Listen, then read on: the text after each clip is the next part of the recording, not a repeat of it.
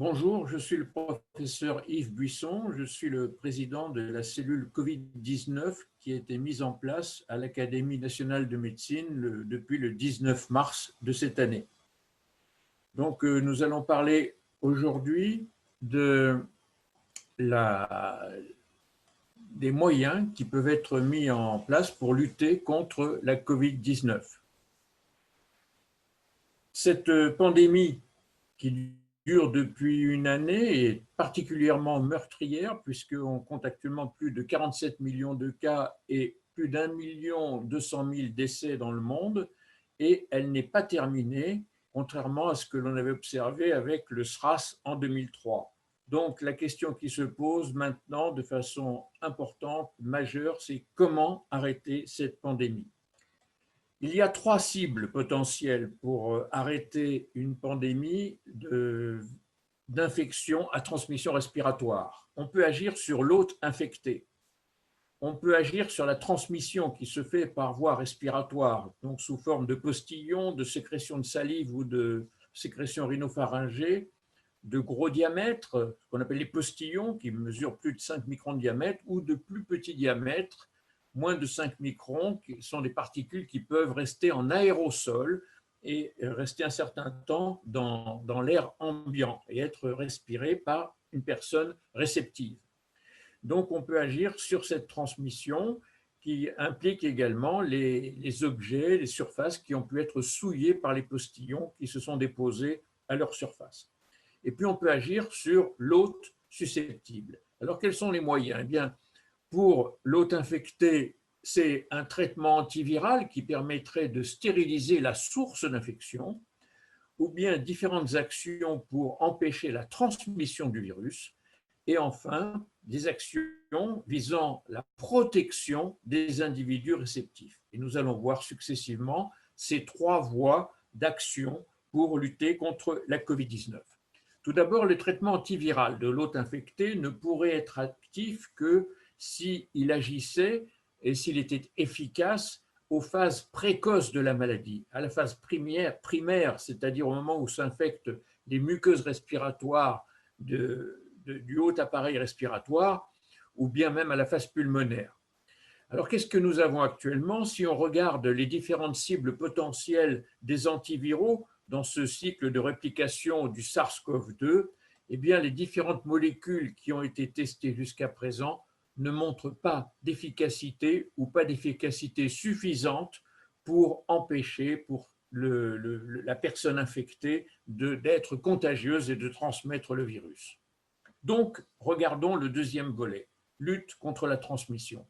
La transmission, elle se fait toujours à partir d'un sujet infecté, qu'il soit symptomatique ou non, qui va transmettre autour de lui par la parole, par la toux, par l'éternuement, des particules, donc on a dit des particules de salive, des postillons ou des particules respiratoires, qui sont les particules chargées de virus et qui vont être infectieuses soit directement, soit indirectement par les mains, par les vêtements et par les surfaces. Eh bien, le meilleur moyen d'empêcher cette transmission, c'est de mettre un écran devant la bouche et le nez de cette personne infectée. Cet écran, eh bien, ça s'appelle un masque. Alors, les masques grand public, qu'est-ce que c'est? Eh bien, ça peut être des masques à usage unique, qu'on appelle des masques chirurgicaux, qui sont en papier et qui sont donc jetables à usage unique, ou bien ce sont des masques en tissu qui ont l'avantage d'être lavables, donc réutilisables, qu'on peut fabriquer soi-même, qui sont des masques artisanaux éventuellement, on appelle masques alternatifs, masques anti-projection. Et bien sur ces 4 images que vous avez sur l'écran, dans la situation de gauche, vous avez le malade et vous avez la personne réceptive qui ne porte pas de masque. Là, le niveau de protection est à 0. Si la personne réceptive est la seule à porter un masque, eh bien, on va avoir un faible niveau de protection parce que ces masques grand public n'ont pas un grand pouvoir protecteur. En revanche, si c'est la personne infectée qui porte le masque, eh bien, puisque c'est un masque écran, un masque anti-projection, on va avoir une bien meilleure activité, donc un niveau de protection qui sera supérieur de l'ordre de 60%. Enfin, si les deux portent le masque, c'est-à-dire la personne infectée et la personne réceptive, là, on aura le niveau maximum de protection. Mais ce niveau ne sera atteint que si le port du masque est généralisé dans la population, c'est-à-dire que s'il a un caractère obligatoire.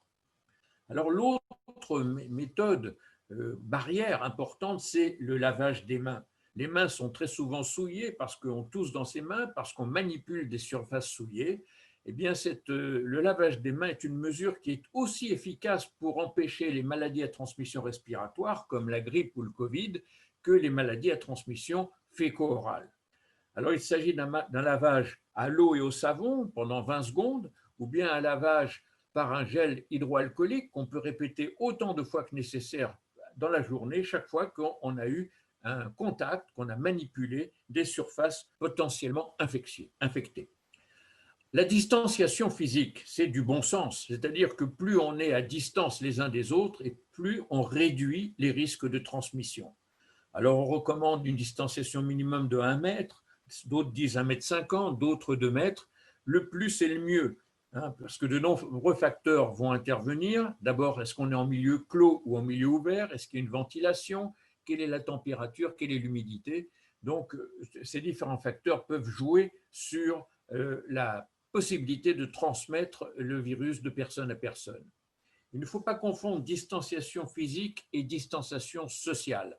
La distanciation sociale, c'est le fait de limiter le nombre de personnes avec lesquelles on va être en contact au cours d'une journée. Alors, il y a les personnes avec lesquelles on partage le foyer, les personnes de sa famille, hein, ce qu'on appelle la bulle. Cette bulle de 5 personnes en moyenne, eh bien, on a des contacts obligatoirement rapprochés sans nécessité de porter le masque. Mais ces distanciations sociales s'appliquent surtout aux personnes qu'on rencontre à l'extérieur de chez soi. Il faut les limiter au maximum à 10 personnes par jour en respectant la distanciation physique et le port du masque.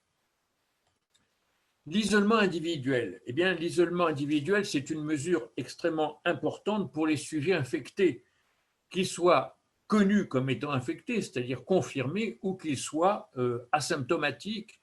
Eh bien, lorsqu'une personne est infectée, confirmée par un test PCR, on recommande un isolement maintenant de 7 jours, c'est ce qu'on appelle une septaine. Si c'est un contact d'une personne infectée, on recommande un isolement de 7 jours avant de faire le test PCR. Si le test est négatif, on arrête l'isolement. Si le test est positif, il faut reconduire cet isolement de 7 jours supplémentaires. L'isolement peut être collectif. Là, ce sont des mesures qui sont prises pour empêcher la transmission. Ce sont des fermetures d'établissements, écoles, lycées, universités ou des commerces, des lieux de convivialité. On peut interdire les rassemblements et puis on peut passer au confinement. Alors là, ce sont les mesures majeures qui peuvent être toutefois limitées géographiquement à une ville, à un département, à une région, ou bien limitées dans le temps à la nuit, c'est ce qu'on appelle le couvre-feu, ou bien qui peut être généralisé. Alors le troisième volet, c'est la protection des individus réceptifs. Alors il y a le port du masque. Alors on ne parle pas du même masque que le masque grand public que j'ai évoqué précédemment. C'est le masque qui protège celui qui porte le masque. C'est le masque de type FFP2 qui est recommandé notamment pour tout le personnel soignant, surtout lorsqu'il doit s'approcher à moins de 2 mètres d'une personne infectée. Le confinement individuel, c'est la recommandation que l'on donne à toutes les personnes à risque soit parce qu'elles sont âgées de plus de 65 ans, soit parce qu'elles sont porteuses d'une comorbidité favorisant les formes graves de la maladie. La chimioprophylaxie, nous n'avons pas de chimioprophylaxie antivirale actuellement. La vitamine D peut être recommandée pour les personnes infectées, surtout si elles sont âgées, pour éviter de faire des formes plus graves de la maladie. Et puis la vaccination. Eh bien, la vaccination, il y a le BCG qui semble apporter une protection non spécifique en stimulant l'immunité innée chez les sujets vaccinés. La vaccination contre la grippe est recommandée pour éviter que surviennent simultanément dans une même collectivité l'épidémie de grippe et l'épidémie de Covid-19, et on vaccinera de préférence les personnes âgées à risque contre les pneumococcis. Par contre le SARS-CoV-2, contre l'agent de la Covid-19, eh bien, nous n'avons pas encore de vaccin. Il y a 149 candidats vaccins en stade d'évaluation préclinique, 38 sont arrivés au stade d'évaluation clinique. Il y a 5 types de vaccins qui sont étudiés, soit des virus entiers atténués ou inactivés, soit des vecteurs viraux non réplicatifs qui sont des adénovirus, soit des vecteurs viraux réplicatifs, par exemple le vaccin contre la rougeole qui est développé par l'Institut Pasteur, donc qui comporte les antigènes de la COVID-19.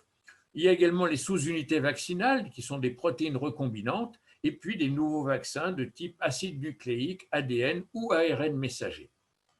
Donc en conclusion, eh bien, si on voit les trois méthodes de lutte actuellement disponibles contre la COVID-19, eh bien, nous n'avons pas actuellement de traitement antiviral efficace, nous n'avons toujours pas de vaccin, donc seul reste pour l'instant la lutte contre la transmission qui repose sur le port du masque, sur le lavage des mains et sur le respect de la distanciation.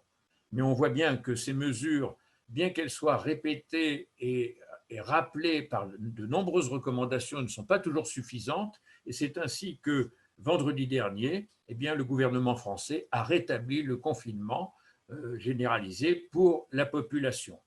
Donc, pour finir, il est nécessaire d'informer les populations par une éducation sanitaire soutenue, facile à comprendre pour qu'elle puisse être appliquée par les personnes. Et parfois, il est nécessaire de contraindre par des obligations et par des interdictions. Et ceci durera tant que durera cette pandémie, c'est-à-dire tant que nous n'aurons d'autres moyens plus efficaces pour lutter contre le SARS-CoV-2.